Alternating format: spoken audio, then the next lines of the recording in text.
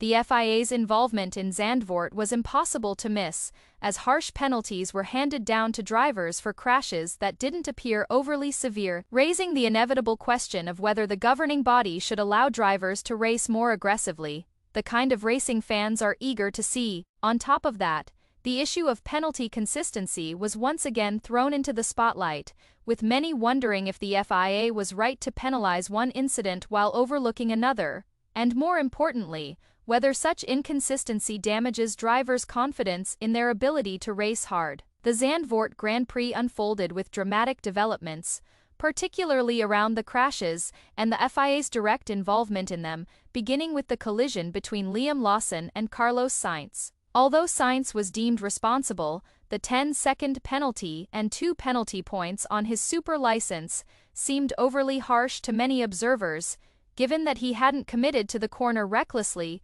or attempted to force Lawson out. He was simply behind the Racing Bull's car in a way that did not make a crash feel inevitable, which echoed Sainz's own frustration, as he admitted he had no idea how the stewards reviewed the footage and concluded he was at fault for the Turn 1 incident. Expressing his anger, Sainz explained, "I suffered an incident that cost me another 10 points in the championship when I was executing one of my best weekends of the year," adding that his second frustration was racing Lawson in the first place, as it wasn't the first time Lawson had exposed himself to incidents with another driver by refusing to even allow side-by-side action.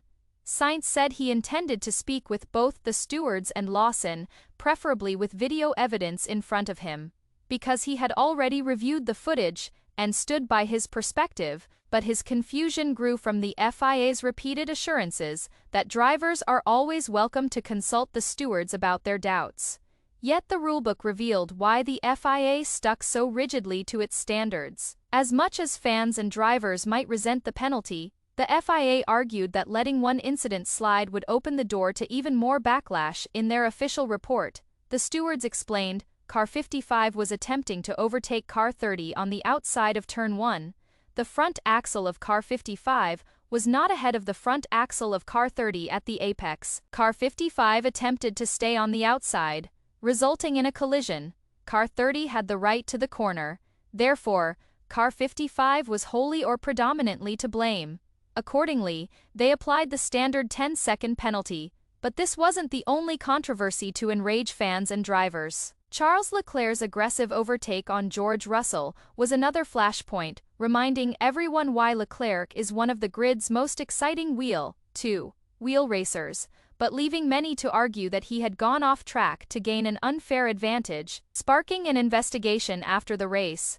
While the move was certainly on the limit, some felt the FIA's decision to involve themselves at all was baffling, especially because the overtake represented exactly the kind of hard racing Formula One should be encouraging. The stewards ultimately determined it was not serious enough to investigate during the race itself, but that only created uncertainty for both Leclerc and Russell, who had no idea whether they could push or should hold back to avoid a potential penalty. With Leclerc eventually retiring after a later incident with Antonelli and Russell nursing damage for the rest of the race, both drivers were summoned post-race where they agreed it was a racing incident with no further consequences needed. Still, Toto Wolff's remarks underlined the political undertones. He admitted he didn't want Leclerc penalized ahead of Ferrari's home race in Monza, though he also argued that Leclerc's move was risky and poorly judged, adding, "I don't think that was an overtaking spot on the left side. You can try to squeeze,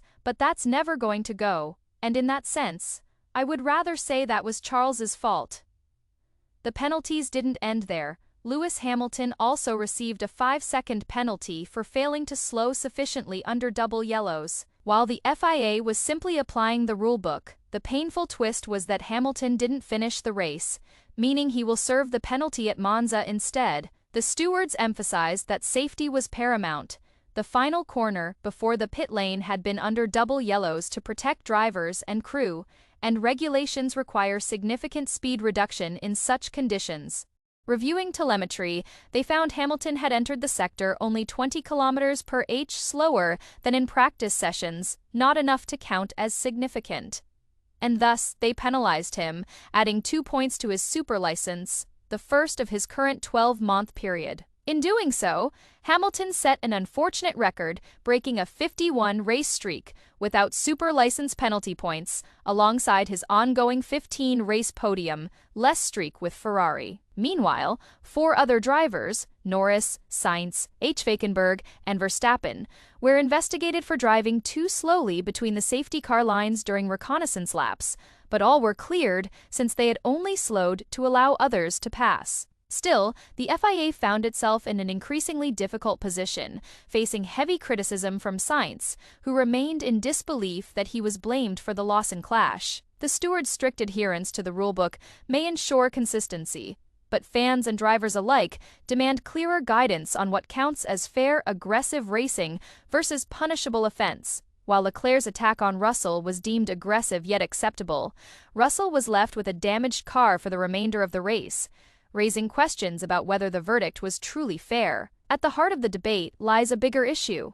Formula One is in an era of peak racing, where fans crave bold moves and thrilling on-track battles, not cautious, sterile processions.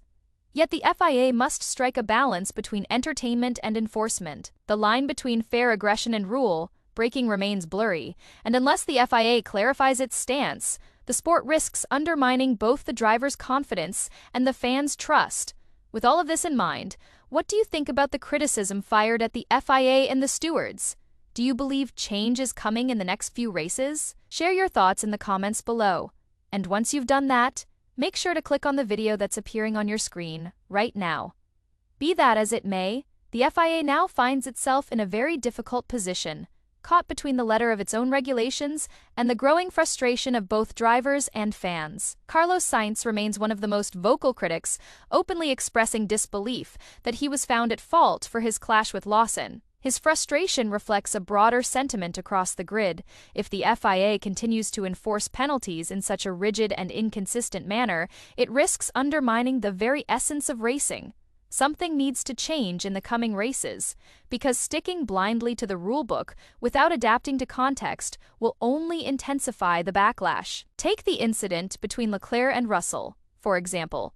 Yes, the stewards reviewed it and concluded that Leclerc entered in an aggressive way, but ultimately left it as a racing incident. Yet Russell was forced to carry damage for the remainder of the race, raising questions about whether the outcome was truly fair. And this is where the heart of the debate lies. Formula One is currently delivering peak racing, raw, intense, and thrilling action that fans crave. But at the same time, the FIA has to decide where to draw the line. Because right now that line is blurred, shifting unpredictably from one incident to the next. Drivers need clarity, teams need certainty, and fans need assurance that what they're witnessing is both fair and consistent. Without this, confidence erodes, and the spectacle of the sport suffers. So the question becomes, what should the FIA prioritize, pure entertainment and aggressive racing, or rigid rule enforcement at the risk of dulling the excitement? The truth is, Formula One desperately needs a balance, but it is the FIA's responsibility to finally define it.